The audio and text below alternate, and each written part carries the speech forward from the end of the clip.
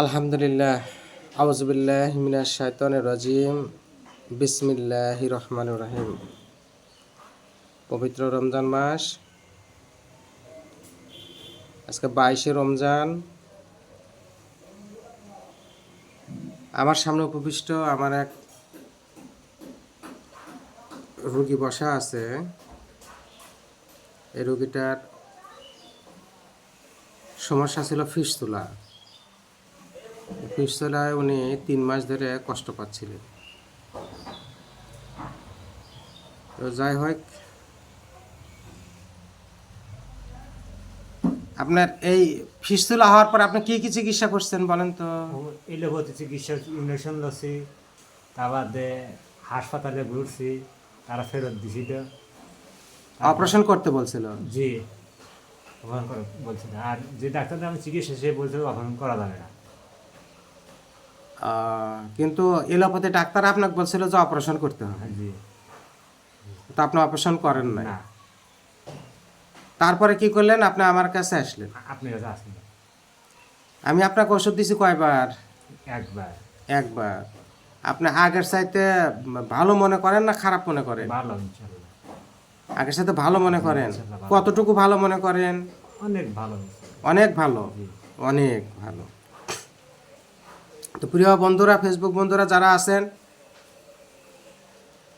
অনস্টেটিনাল treatment, লক্ষণ ভিত্তিক চিকিৎসা,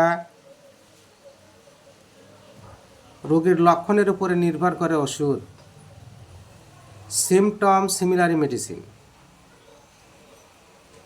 আবারও প্রমাণ হলো যে রোগীর লক্ষণের উপরেই তার মেডিসিন হয়।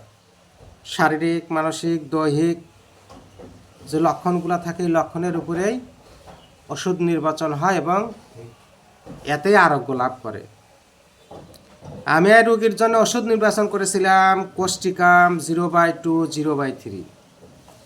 দেখেন, আপনাদের দেখাচ্ছি। শুধুমাত্র কয়েকটা লক্ষণের উপর ভিত্তি করে আমি কোস্টিকাম নির্বাচন করেছিলাম। রোগীর 15/2/26, ফিস্টুলা 3 মাস। আমি দেখেন ওষুধ নির্বাচন করেছি কোস্টিকাম 0-03। কয়েকটা লক্ষণের উপরে আমি রোগীটার উপরে কয়েকটা লক্ষণের উপর ভিত্তি করে আমি রোগীটার কোস্টিকাম নির্বাচন করেছিলাম। রোগী শীতকাতর, ঘাম নাই, পিপাসা নাই, পায়খানা কোষ্ঠবদ্ধতা, লবণ পছন্দ।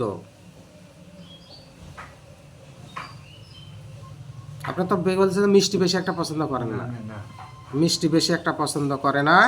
গরু মাংস পছন্দ করেন। করে খাওয়া আপনি নিষেধ করেন, খাওয়া নিষেধ করছে জন্য খান না, কিন্তু পছন্দ।